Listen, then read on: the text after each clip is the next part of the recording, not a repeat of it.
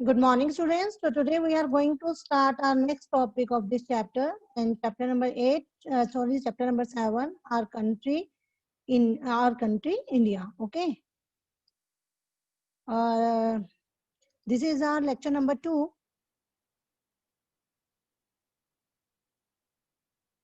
So let's start. So students, actually we have already discussed about the introduction of this chapter. Okay, and in which we study about the locational setting and India's neighbors. Okay, and then we studied about the political administrative divisions. तो ये सब हमने study कर चुके हैं हम लोग. Locational setting, India's neighbors, and political and administrative divisions. Okay. ये स्टूडेंट्स यहाँ पर आज 8 है, ये हमारा 8 लेक्चर है, 8 डेट का लेक्चर होगा और ये आज हमारा सेकेंड लेक्चर है. Okay.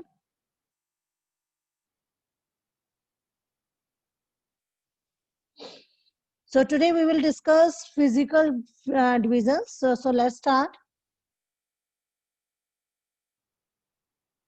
Yes, we have already studied about the locational setting. Then we studied about the India's neighbors. हमने देखा कि हमारे पास कितने थे 7 India's neighbors जो हैं, हमने उनके बारे में स्टडी किया था. Okay. Then we studied about the India's political.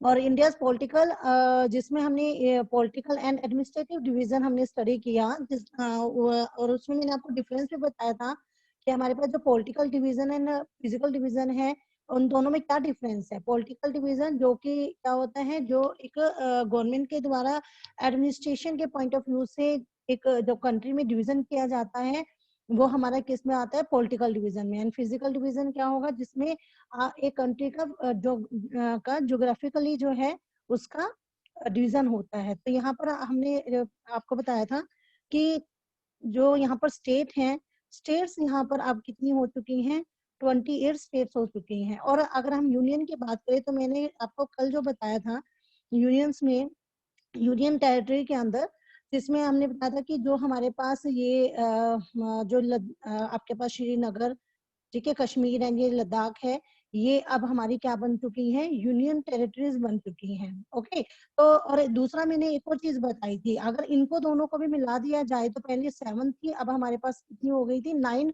Union territory हो गई है. लेकिन उसके बाद मैंने आपको साथ में क्या बताया था कि अभी जनवरी 2020 में ये जो हमारी Daman and Diu and Dadra and Nagar Haveli जो है, ये दोनों, इन दोनों को क्या कर दिया गया है, इनको सबको मर्ज कर दिया गया है, इनको एक यूनियन टेरिटरी बना दी गई है. तो अब जो हमारे पास यूनियन टेरिटरी हो गई है वो हमारे पास 9 की जगह कितनी हो चुकी है, 8 हो चुकी है. ठीक है. सो हमारे पास 28 स्टेट्स एंड 8 यूनियन टेरिटरीज जो हैं वो इस टाइम हमारी हैं. ओके. एंड दिल्ली जो था वो हमारा नेशनल कैपिटल था, and the state have been form mainly on the basis of language. Okay. So यहाँ मैंने आपके लिए एक लिस्ट भी भी लेकर आई हूँ. देखिए, list of states and capital of India.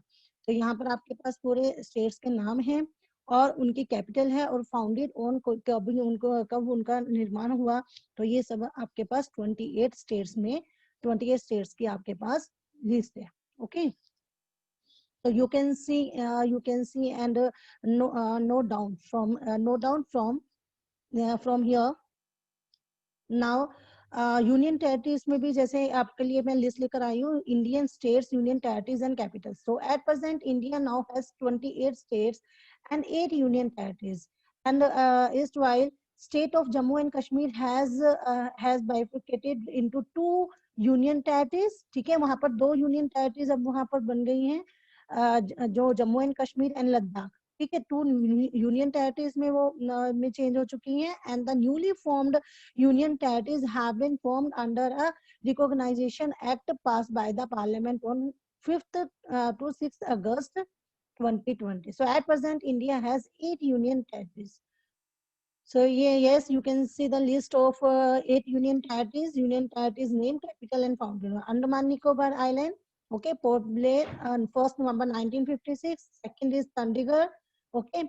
तो कैपिटल भी चंडीगढ़ है। एंड 1 नवंबर 1966 देन अब मैंने आपको बताया ये सब क्या कर दी गई है, अब इनको को एक यूनियन टेरिटरी में बदल दिया गया है, दादरा एंड नागर हवेली एंड दमन एंड दीव।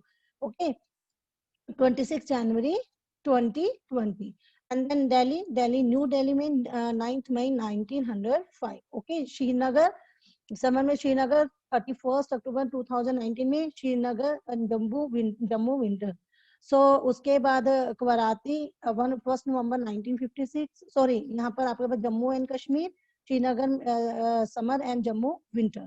ठीक है, तो हमारे पास ये एक हो गई ये यूनियन टेरिटरी। देन हो गए लक्षद्वीप के, लक्षद्वीप के बाद पुडुचेरी, पुडुचेरी के बाद आपके पास लास्ट आ गया है लद्दाख ले 31 अक्टूबर 2019। इस तरीके से आपके पास क्या हुआ कि जब आपकी 2 यूनियन टेरिटरीज बनाई गई, जम्मू एंड कश्मीर एंड लद्दाख, जब ये टू यूनियन टेरिटरीज और बनाई गई तो टोटल हमारी कितनी हो गई थी 9।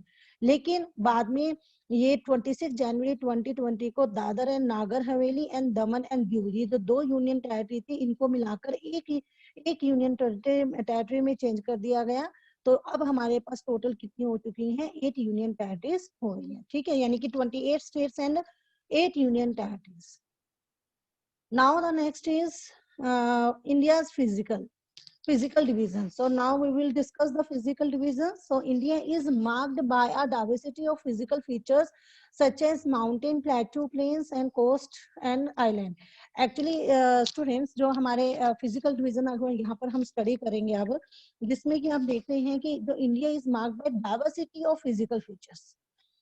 ठीक है, यहाँ पर जो हमारा इंडिया है उसके अंदर क्या पाई जाती है, उसमें फिजिकल फीचर्स में काफी डाइवर्सिटी जो है वो पाई जाती है। जैसे आप देखते हैं यहाँ पर हमने पीछे भी स्टडी किया था, mountains, plateaus, plains, coast and island. तो इनके बारे में अब हम ना, ये जो हमारे फिजिकल फीचर्स हैं, जो डिफरेंट जो फिजिकल फीचर्स में जो ये डाइवर्सिटी है, माउंटेन्स पाए जाते हैं, plateaus, plains, coast and island, इन सब के बारे में अब हम डिटेल से डिस्कस करेंगे। सो स्टैंडिंग एज सेंटिनल्स, तो देखिए अब अगर हम इस मैप में देखें तो यहाँ आप देखेंगे कि ये जो एरिया हमारा सारा क्या है, माउंटेन रेंज। ठीक है, ये हमारा सारा हिमालय की रेंज है इधर। ठीक है, तो पहले तो ये हो गया इंडिया का एक तो फिजिकल फीचर में आ गई आपके माउंटेन्स। ओके, देन सेकंड जो है हम बात करें, सेकंड यहाँ पर आ जाती हैं आपके ये नॉर्दर्न प्लेन, ये वाला एरिया। ठीक है, सेकंड जो फिजिकल फीचर में देखिए तो ये प्लेन्स एरिया आ गए। ठीक है, ये प्लेन एरिया है। थर्ड हमारे पास क्या आते हैं, हमारे पास थर्ड है डेजर्ट्स। ये वाला जो एरिया आपके पास है ये सारा डेजर्ट्स का है। देन उसके बाद अगर हम साउथ की तरफ आए तो ये सारा साउथ में एरिया ये आपके पास क्या है, पेनिनसुला। ठीक है, ये हमारे पास क्या है, प्लेट्यूज है यहाँ पर। ओके, तो नेक्स्ट जो हमारे पास इसके साथ साथ हमारे पास यहाँ पर कोस्टल एरियाज है। ओके, देन हमारे पास 2 आइलैंड है, Lakshadweep island and Andaman and Nicobar island. Okay, तो इन सब के बारे में अभी हम स्टडी करते हैं। फर्स्ट हम बात करेंगे, सबसे स्टार्टिंग से स्टार्ट करते हैं माउंटेन्स को लेकर। Okay, so standing as sentinels in the north are the lofty snow-capped Himalayas. तो आप यहाँ पर देख भी रहे हैं कि जो हमारे यहाँ पर नॉर्थ के अंदर, क्योंकि नॉर्थ में हो गया ना इंडिया में, ये ऊपर वाला एरिया क्या हो गया, हमारा नॉर्थ का एरिया हो गया। तो हमारे जो नॉर्थ है, नॉर्थ में हिमालय जो है वो बर्फ से ढका हुआ, ये जो हिमालय है ये एक तरीके से क्या है, एक संतरी की तरह। ठीक है, एक संतरी की तरह, जैसे एक रक्षा करने वाला जो होता है, प्रोटेक्ट करने वाला होता है, एक संतरी की तरह कार्य करता है। और हिमालय मतलब किससे कैसे हुआ, हिम प्लस आलिया। हिम प्लस आलिया means the abode of snow, यानी अबोर्ड ऑफ स्नो मतलब बर्फ का घर। क्योंकि ये पूरी तरीके से क्या होता है, ये यहाँ पर जो भी हमारे जो माउंटेन्स हैं, हिमालय की रेंज है, वो पूरी बर्फ से ढके होते हैं। तो ये हमारे पास एक तरीके से क्या होते हैं, बर्फ, हम इसे क्या बोल सकते हैं, द अबोर्ड ऑफ स्नो, यानी एक बर्फ का घर। So the Himalaya mountains are divided into 3 main parallel ranges. अब ये देखिए आपके पास, मैं ये आपको समझाती हूँ, जो हमारे पास हिमालय माउंटेन्स हैं उसको हमने 3 मेन पैरेलल रेंजेस में डिवाइड किया है। 3 मेन पैरेलल रेंजेस का, कि जैसे देखिए आप ये पूरी की पूरी रेंज आप यहाँ पर देख रहे हैं, ये पूरी रेंज देख रहे हैं, तो यहाँ पर 3 रेंजेस हैं। यहाँ पर 3 रेंजेस हैं। एक तो सबसे ऊपर टॉप के अंदर आपके पास क्या है, माउंटेन्स की रेंज है, ठीक है, काफी ऊंचे ऊंचे वहां पर माउंटेन्स है। उसके बाद एक बिल्कुल मिडल में है, इससे थोड़े छोटे रेंजेस हैं, छोटे माउंटेन्स हैं, एक रेंज यहाँ पर है, ठीक है। और एक इससे क्या है, एक बिल्कुल नीचे अगर आप बात करें तो एक बिल्कुल नीचे तीसरी रेंज है साउथ की तरफ, ओके। इस तरह से 3 रेंजेस में ये डिवाइड है। जो सबसे ऊपर टॉप पर नॉर्थ में जो नॉर्थ मोस्ट टॉप है वहां पर जो रेंज है, फर्स्ट रेंज है, ये वाली रेंज हमारी क्या होती है, सबसे ऊपर वाली, इसे बोलते हैं great Himalaya. So the north most is the great Himalaya. तो सबसे ऊपर नॉर्थ मोस्ट है, जो सबसे ऊपर वाली फर्स्ट रेंज है, north most range is the great Himalaya. इसको हम ग्रेट हिमालय बोलते हैं, या हम इसको क्या कहते हैं, हिमाद्री कहते हैं, ओके, हिमाद्री या ग्रेट हिमालय, ओके। नेक्स्ट जो है, और इसमें क्या है, ये the world highest peaks are located in this range. ये जो इस रेंज के अंदर आपकी वर्ल्ड की हाईएस्ट पीक जो है ये यहाँ पर लोकेटेड है। Next is middle. आप देखिए 3 रेंजेस बताई हैं, तो जो सिंपल सी बात है, आपको पता है अगर बीच वाली जो रेंज होगी वो हमारी क्या होगी, मिडल, तो इसे हम बोलेंगे मिडल हिमालय, मिडल हिमालय, और यू कैन से हिमाचल, ठीक है। सो हम इसको हिमाचल भी कह सकते हैं, ओके, मिडल हिमालय और हिमाचल। नेक्स्ट उसके बाद lie in the south of Himadri, कहाँ पर लाई कर रहा है वो जो अगर सबसे ऊपर वाली रेंज क्या है, हिमाद्री, हिमाद्री से अगर नीचे आए तो साउथ की तरफ हो गए ना हिमाद्री के, तो इसीलिए हम इसको कह रहे हैं lies on the two the south of Himadri, ये हिमाद्री के साउथ में लाई करती है। उसके बाद नेक्स्ट जो है, many popular hill station are situated here. यहाँ पर ये जो सेकंड मिडल हिमालय है, इसमें आपके पास बहुत सारे पॉपुलर हिल स्टेशंस जो हैं वो यहाँ पर सिचुएटेड है, ओके। जो थर्ड रेंज है, थर्ड रेंज जो सबसे नीचे वाली, ठीक है, आप कह सकते हो, यू कैन से कि south most range, south most range is Shivalik. जो थर्ड रेंज है सबसे नीचे वाली, यहाँ पर जो रेंज है ना सबसे नीचे वाली, वो आपके पास एक तरीके से ऊपर से देखें हम, जो हमारी नॉर्थ मोस्ट रेंज है और मिडल रेंज है उसके साउथ में आ जाती है, तो साउथ मोस्ट रेंज को क्या बोलते हैं हम लोग, शिवालिक रेंज बोलते हैं, ओके। तो ये शिवालिक रेंज है। क्लियर हो गया स्टूडेंट्स? सो ये जो फर्स्ट हमारी फिजिकल फीचर में हमने जो माउंटेन्स को स्टडी किया, उसमें हमने देखा कि जो हमारा हिमालय है माउंटेन रेंज है, वो हमारे 3 पैरेलल रेंजेस में डिवाइड किया हुआ है हिमालय माउंटेन को। फर्स्ट जो रेंज है जिसे हम बोलते हैं ग्रेट हिमालय और हिमाद्री, सेकंड को हम क्या बोलते हैं, मिडल हिमालय और हिमाचल, और थर्ड रेंज को क्या बोलते हैं हम लोग, शिवालिक। क्लियर? अब हम next we will study the northern Indian plains. अब इसके बाद हमारे पास सेकंड क्या जाता है, ये वाला प्लेन, बीच वाला एरिया, ठीक है, ये वाला एरिया जो बिल्कुल जिसे हम कहते हैं northern Indian plains. Northern India plains क्यों? एक तो सिंपल सी बात है कि इंडिया है, इंडिया के नॉर्थ में ये सारा, ठीक है, इंडिया के नॉर्थ में है, और ये सारा प्लेन एरिया है, तो इसको कैसे, इसको हम स्टडी करते हैं कि प्लेन एरिया कैसे है। So the northern Indian plains lie to the south of Himalaya. एक तो ये हिमालय के साउथ में हुआ, ऊपर अगर हिमालय की तरफ से देखें तो हिमालय के साउथ में हमारा नॉर्दर्न इंडियन प्लेन्स है। और नॉर्दर्न क्यों बोला? क्योंकि अगर इंडिया के हिसाब से देखें तो इंडिया में ये नॉर्थ के अंदर सिचुएटेड है, ओके। अब नेक्स्ट क्या है कि दे आर जनरली लेवल एंड फ्लैट। इनका जो लेवल होता है, जो ये नॉर्दर्न प्लेन्स होते हैं, इनका लेवल कैसा होता है, मतलब ये लेवल में होते हैं और फ्लैट होती हैं। These are formed by olive oil deposits laid down by the rivers for Indus, the Gangas, the Brahmaputra and their tributaries.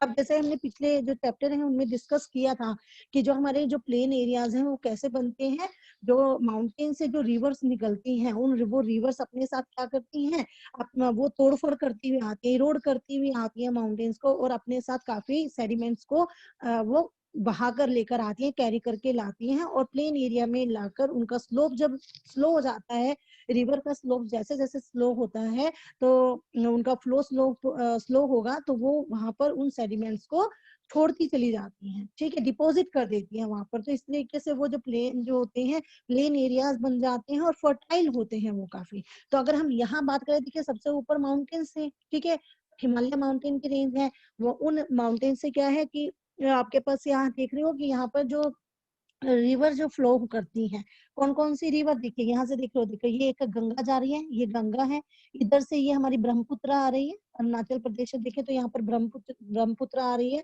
और साथ ही साथ इंदुस जो रिवर है वो यहाँ पर फ्लो करती हैं, और उनकी जितनी भी ट्रिब्यूटरीज हैं वो यहाँ पर आती हैं। तो these river plain provide fertile land for cultivation. अब ये रिवर्स जब अपनी फ्लो करके यहाँ पर इन प्लेन एरिया में आती हैं तो ये अपने साथ क्या लेकर आती हैं, सेडिमेंट्स को लेकर आती हैं और यहाँ पर डिपॉजिट कर देती हैं, जिसकी वजह से ये जो एरिया है, ये जो नॉर्दर्न प्लेन एरियाज हैं, ये क्या हो जाती है, बहुत ज्यादा फर्टाइल हो जाती हैं। ठीक है, एंड फर्टाइल होने की वजह से क्या होगा, यहाँ पर कल्टीवेशन का जो है वो बहुत अच्छी होगी। So that is the reason for high concentration of population in this plains. यही कारण है कि यहाँ पर जो है इन प्लेन एरियाज के अंदर, इस नॉर्दर्न प्लेन एरियाज के अंदर पॉपुलेशन जो है वो काफी ज्यादा है, क्योंकि यहाँ पर एक तो ये यहाँ पर प्लेन जो है, एक तो फर्टाइल लैंड मिलेगी आपको, दूसरा कल्टीवेशन के लिए ये बहुत बेस्ट एरिया है, इसीलिए यहाँ पर पॉपुलेशन जो है वो भी काफी ज्यादा है। ठीक है, अब ये दो फीचर्स हमने फिजिकल फीचर्स देख लिए, जो डाइवर्सिटी पढ़ रहे हैं फिजिकल फीचर्स की तो वो देख रहे हैं। तो फिजिकल डिवीजन पढ़ रहे हैं। पहला फिजिकल डिवीजन में हमने देखा Himalaya, Himalaya mountain ranges study की। सेकंड हम देख रहे हैं, देखा हमने second we studied about the northern plain areas. अब third we will discuss the great Indian deserts. ये western part of India, India के अगर वेस्टर्न पार्ट में जाएं, ठीक है, अब इंडिया है, ये इंडिया का ये वेस्टर्न पार्ट कौन सा है, ये वाला एरिया, ये वाला एरिया सारा वेस्टर्न पार्ट है। तो अब ये वेस्टर्न पार्ट में अगर हम जाएं तो यहाँ पर आप देख रहे हो कि यहाँ ग्रेट इंडियन डेजर्ट है, और यहाँ पर मेन जो डेजर्ट, जो सबसे बड़ा जो यहाँ डेजर्ट एरिया पाया जाता है वो थार डेजर्ट। ओके, तो ग्रेट इंडियन डेजर्ट ये है, and it is dry, hot and Sandy stretch of land. यहाँ पर क्या मिलेगा आपका, जो ये है ये जो एरिया आपके पास, ये एरिया एक तो ड्राई होगा, दूसरा क्या है, ड्राई होगा, हॉट होगा, और तीसरा यहाँ पर रेतीला पार्ट होगा, सैंडी होगा। क्यों होगा, क्यों यहाँ पर ये ऐसा होता है, क्योंकि देखिए सिंपल सी बात है कि डेजर्ट एरिया है, क्योंकि यहाँ पर जो बारिश है, रेनफॉल होता है वो बहुत कम होती है, जिसकी वजह से यहाँ वाटर की कमी रहती है। वाटर की कमी होने की वजह से एक तो यहाँ पर क्या होती है, यहाँ पर जो फसलें हैं वो ग्रो नहीं कर पाती हैं। ठीक है, फसलें कैसे उगाएंगे जब पानी ही नहीं है। तो यहाँ पर जस्ट एक जो है छोटे छोटे जो आपके पास कैक्टस और इस तरह की जो झाड़ियां, इस तरह की चीजें यहाँ पर मिलती हैं। तो ये वाला एरिया क्या होते हैं, हॉट होते हैं, ठीक है, गर्म होते हैं, ड्राई होते हैं, और सैंडी स्ट्रक्चर आपको लैंड मिलेगी यहाँ पर। क्लियर।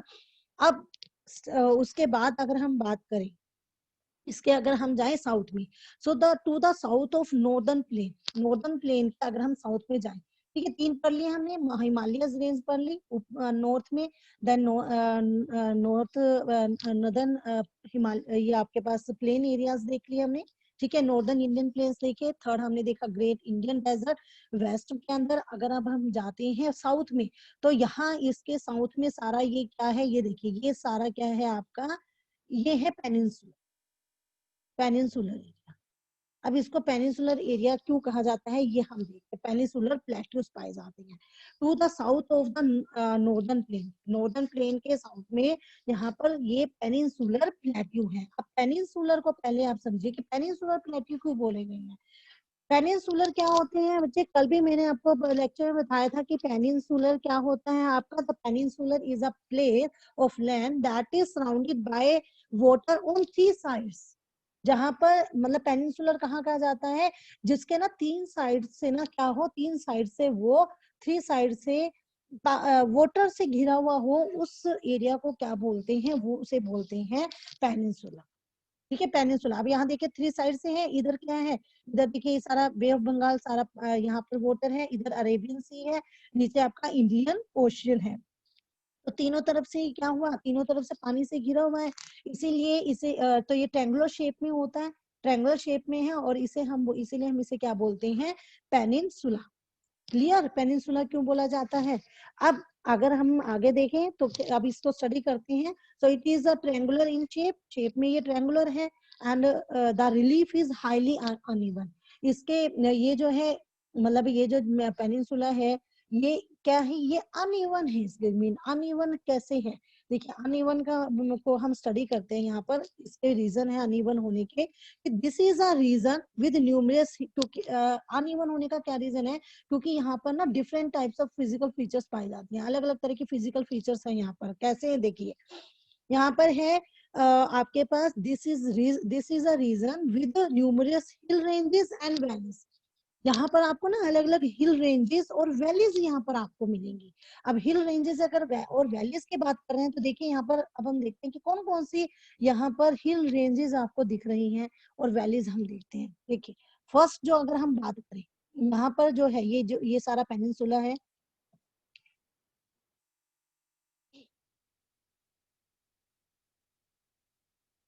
यस देखिए ये आपके पास ये सारा पेनिनसुलर एरिया है, ठीक है। ये plateau plateau area, peninsula plateau. अब यहाँ पर जो पहली रेंज मिल रही है ये है, ये देखिए अरावली रेंज, ये अरावली रेंज, ठीक है। तो पहली रेंज है अरावली रेंज, यानी कि यहाँ पर ये माउंटेन की एक रेंज है, ठीक है। माउंटेन की ये रेंज है यहाँ पर।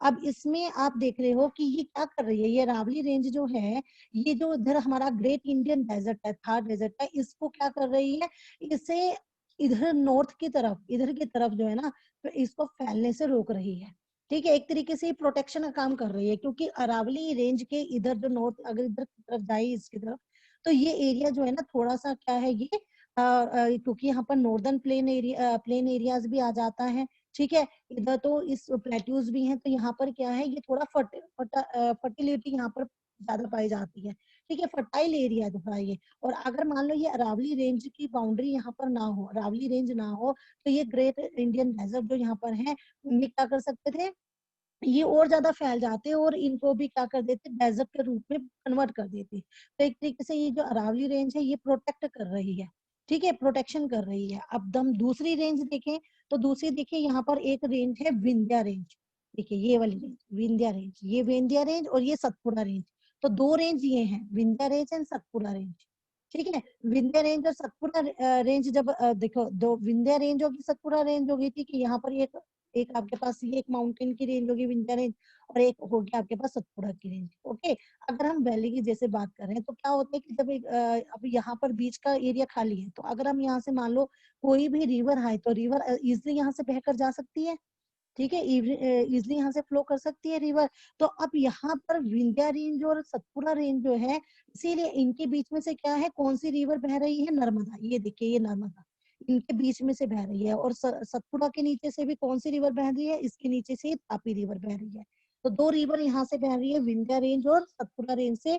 विंध्या और सतपुड़ा के बीच में से नर्मदा रिवर, और सतपुड़ा के नीचे से आपके पास कौन सी रिवर है, आपके पास Tapi river, okay. So this, तो हम यहाँ पर बात कर, इतना क्लियर हो गया स्टूडेंट्स आपको। तो यहाँ पर क्या है कि जो Aravalli hills one of the oldest range of the world, सबसे ये पता होना चाहिए आपको, जो अरावली हिल्स है वो क्या है, वर्ल्ड की ओल्डेस्ट रेंज में से एक है, okay. And border it on the north west side, ये क्या border it on the north west side में बॉर्डर बनाती है। And second, the Vindhyas and the Satpura are the important ranges. यहाँ पर अभी आपको मैंने यहाँ पर शो किया है विंध्यास एंड सतपुड़ा रेंज, ये हमारे इंपॉर्टेंट रेंजेस हैं। And the reverse Narmada and Tapi flow through these ranges.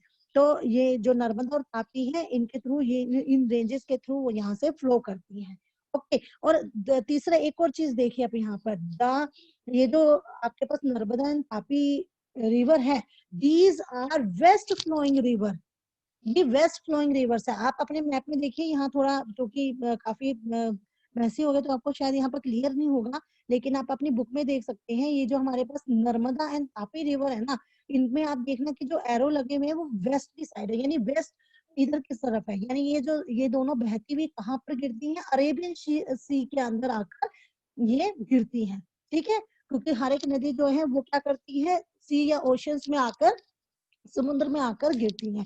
तो नर्मदा और तापी दोनों ही, दोनों का फ्लो ईस्ट से वेस्ट की तरफ हो रहा है, और वेस्ट में आकर ये कहाँ पर मिल जाती है, अरेबियन सी के अंदर मिल जाती है, ठीक है। तो इनका फ्लो होता है east to west, Arabian sea में ये मिलती है, clear. So these are west flowing rivers, west flowing river है, वेस्ट की तरफ बह रही है, and that drain into the Arabian sea, Arabian sea में ये गिरती हैं आगे, ओके। अब हम बात करते हैं नेक्स्ट, वेस्टर्न घाट, वेस्टर्न घाट और ईस्टर्न घाट, इन दो की बात करते हैं, वेस्टर्न घाट और ईस्टर्न घाट। देखिए तीस अब और तीस और नेक्स्ट जो हमारे पास यहाँ फिजिकल फीचर है वो है ये वेस्टर्न घाट और ईस्टर्न घाट।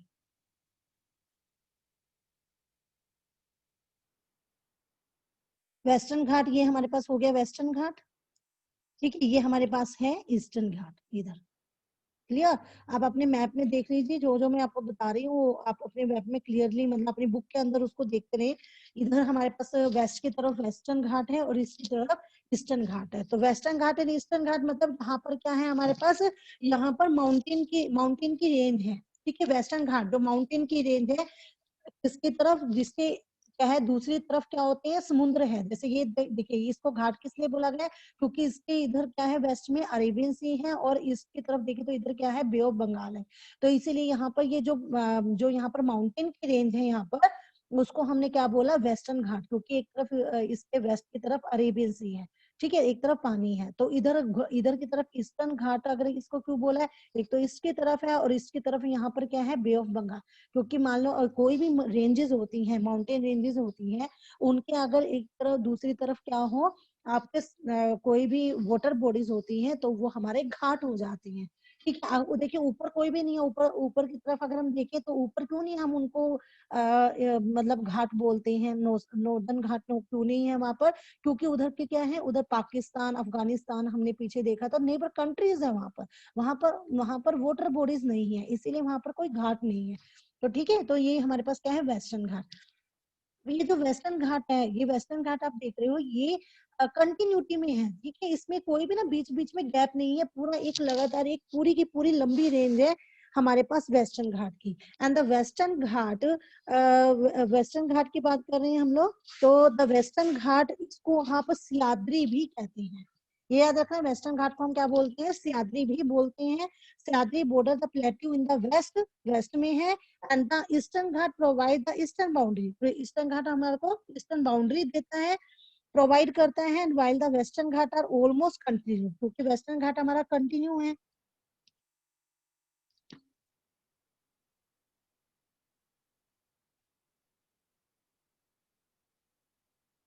यस, वेस्टर्न घाट हमारे पास क्या है, कंटिन्यू है हमारे पास वेस्टर्न घाट, ठीक है। तो वेस्टर्न घाट इसको एक तो सह्याद्री कहते हैं, ये कंटिन्यूज है। The eastern Ghat are broken. आप ईस्टर्न घाट अगर देखे देखिए यहाँ पर ये ब्रोकन हो रहा है, बीच बीच में ब्रोकन है, कहीं 4 माउंटेन की रेंज है, कहीं 2 की, कहीं 4 की, 3 की, तो इस तरीके से बीच बीच में क्या है यहाँ पर ये ब्रेक हो रही है, तो ब्रोकन है और अनइवन है। तो plateau is rich in mineral like coal and iron ore, तो इन प्लेट्यू के ऊपर जो मिनरल्स काफी मिलते हैं, ठीक है, काफी रिच है, कोयल एंड आयरन और काफी पाए जाते हैं यहाँ पर। इसके साथ साथ हम देखिए to the west of the western Ghat and the east of the eastern Ghat lie the coastal plain. Coastal plain अगर हम वेस्टर्न घाट और ईस्टर्न घाट की तरफ देखें तो दोनों के पास हमारे क्या मिलते हैं, कोस्टल प्लेन। ये जो इनके साइड में ना कोस्टल प्लेन बिल्कुल साथ में लगे हुए, एक तो इधर हो गया वाटर बॉडीज, इधर हो गया वेस्टर्न घाट, इन दोनों के बीच में क्या होता है, इन दोनों के बीच में जो एरिया होते हैं उसको बोलते हैं कोस्टल प्लेन्स, ठीक है।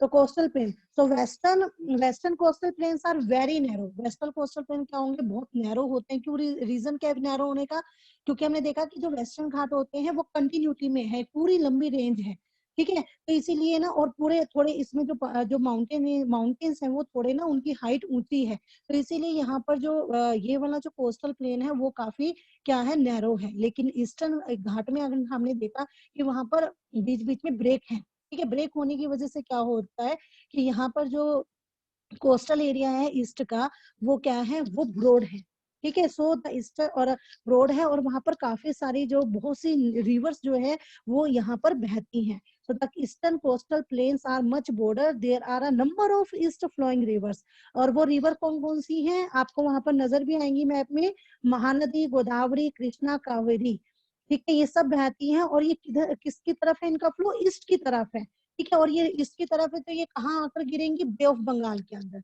ठीक है। So they drain into the bay of Bengal and these rivers have formed fertile delta at their mouth. और ये रिवर जो है ये अपने माउथ के ऊपर क्या बनाती हैं, एक डेल्टा बनाती हैं। हम लोग ये स्टडी कर चुके हैं पहले डेल्टास वगैरह क्या होते हैं। And the Sundarban delta is formed where the Ganga and Brahmaputra flow into the bay of Bengal.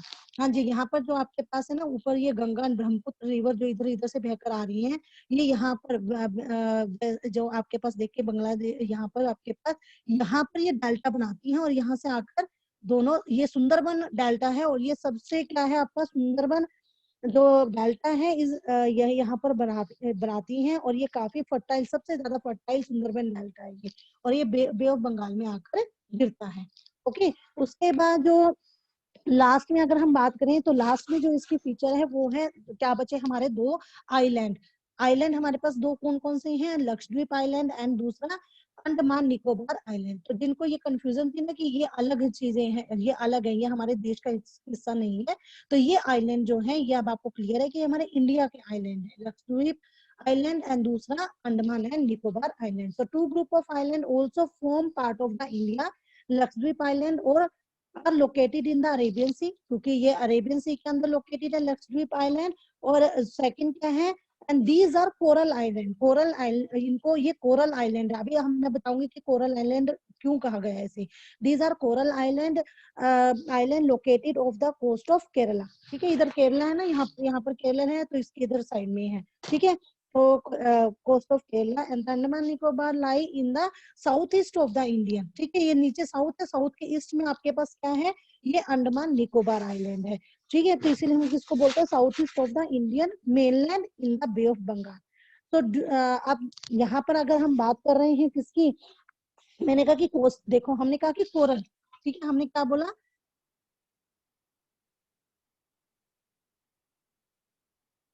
ये देखिए हमने ये बोला कि कोरल कोरल आइलैंड है, कौन सा हमारा, लक्षद्वीप आइलैंड। तो कोरल आइलैंड हमारा क्या होता है, कोरल्स क्या होते हैं, देखिए आप यहाँ पर पिक्चर के साथ देखिए, ये एक तो क्या होगा, आप यहाँ देख रहे हो कि जो यहाँ पर जो पानी का लेवल है, और ये जो आपके पास ये कुछ दिख रहे हैं जमीन, इन दोनों में, इन लैंड में और पानी में बहुत ज्यादा डिफरेंस नहीं है, मतलब यहाँ पर पानी बहुत ज्यादा डीपर नहीं होता। तो आप ये देखिए कि कोरल क्या होते हैं, coral are skeleton of tiny marine animals called polyps. अब क्या होता है कि ये क्या होंगे आपके पास कि जो ये कोरल होते हैं ना, ये हमारे क्या होते हैं, ये बड़े ही छोटे ना समुद्री जंतुओं के कंकाल होते हैं, स्केल्टन होते हैं, छोटे छोटे, जो छोटे जो जंतु होते हैं हमारे पास, टीनी मेराइन होते हैं, एनिमल्स होते हैं, उनके ये क्या होते हैं, स्केल्टन होते हैं, जिसे स्केल्टन है, जिसे पोलिप कहा जाता है। ठीक है, क्या कहते हैं, पोलिप्स कहते हैं। और व्हेन द लिविंग, अब ये क्या करते हैं कि ये जो पोलिप्स होते हैं, देखिए ये ना कुछ ऐसे इस तरीके से जेली टाइप आपको दिखते हैं। ठीक है, तो ये ना हिलते रहते हैं, वहीं पड़े रहते हैं, हिलते रहते हैं, और ये अपना स्केलेटन जो है ना, मतलब ये अपना ना एक ठोस सरफेस बनाते रहते हैं। ठीक है, और क्या करते हैं, ये थोड़े टाइम के बाद जैसे सरफेस अपना बनाते रहते हैं, बनाते रहते हैं, और ये पोलिप्स जब ये मर जाते हैं, तो वहां पर ये अपना पूरा पूरा वो ठोस एरिया जो है वो वहां पर छोड़ देते हैं। तो इस तरीके से उसी के ऊपर फिर और दूसरे पोलिप्स जो है वो पोलिप्स जो है वो ऐसे ही वो जीते रहते हैं, वो आते रहते हैं, और वो अपना एक ठोस एरिया बनाते रहते हैं। तो इस तरीके से क्या होता है कि ये जो एरिया ना, देखिए ऐसे ऐसे ये पोलिप्स करते अपना स्केलेटन बनाते रहते हैं, और ये धीरे धीरे चौड़े हो जाते हैं और ऊंचे होते रहते हैं। और ये इस तरीके से जो लैंड बनती है ना, उस जो लैंड बनती है उसे हम बोलते हैं आइलैंड। ठीक है, so when the living polyps die, जब ये लिविंग पोलिप्स मरते हैं तो देयर स्केलेटन्स आर लेफ्ट, तो ये अपना जो स्केलेटन्स है वो छोड़ देते हैं वहां पर। And other polyps grow on the top of the hard skeleton which grow higher and higher. और वो अपना उन्होंने अपना स्केलेटन छोड़ दिया, और उसके बाद और दूसरे पॉलिप्स दूसरे आ गए वहां पर। ठीक है, तो अन्य जो दूसरे पॉलिप्स हैं, उनकी जो वृद्धि है वो इन इन ठोस कंकालों के ऊपर होती रहती है, जो बढ़ते बढ़ते काफी ऊंचे ये होते चले जाते हैं, काफी हायर हायर ये होते चले जाते हैं, एंड दस फॉर्मिंग द कोरल आइलैंड, जिसकी वजह से कोरल आइलैंड का निर्माण कर देते हैं। तो जो हमारे पास लक्षद्वीप आइलैंड है, वो हमारा एक क्या है, कोरल आइलैंड है। क्लियर हुआ स्टूडेंट्स, उसको कोरल आइलैंड क्यों कहते हैं। और लास्ट हमारे पास क्या है, लास्ट हमारे पास है सुनामी। ठीक है, तो यहाँ पर एक लास्ट टॉपिक हमारे पास रह गया, do you know which group of the island were affected by the tsunami in 2004। Tsunami सबको पता होगा आपको क्या होता है, जब हमारे पास समुद्र में से एक बहुत बड़ी लहर जो उठ कर आती है और हमारे कोस्टल एरिया पर टकराती है या आइलैंड पर टकराती है, तो वो इतनी बड़ी लहर होती है कि वो पूरे के पूरे, जैसे मान लो आइलैंड है, आइलैंड को तो पूरा वो डुबो देती है। ठीक है, अपने में ही समाहित कर लेती है उनको। तो सुनामी जो है ये 2004 की जो सुनामी आई थी, उसने किस आइलैंड को यहाँ पर इफेक्ट किया था। ठीक है, तो अब यहाँ पर हम देखें तो Find out through newspaper report by speaking the people how in different ways people faced this challenge when tsunami struck the Indian coast. So Tamil tsunami is a huge sea wave generated due to an earthquake on the sea floor. तो अब यहाँ पर जो हमारे पास ये जो tsunami जो आई थी, अब आप लोग मुझे बताएंगे नेक्स्ट उसमें कि अपने आप फाइंड आउट करके बताएंगे कि 2004 में जो सुनामी आई थी उसने हमारे किस आइलैंड के किस ग्रुप को इफेक्टेड किया था. ठीक है, ये आप लोगों के लिए एक तरीके का होमवर्क है जो आपने मुझे बताना है. Clear students? So now our chapter is completed. So that's all for today. Have a good day.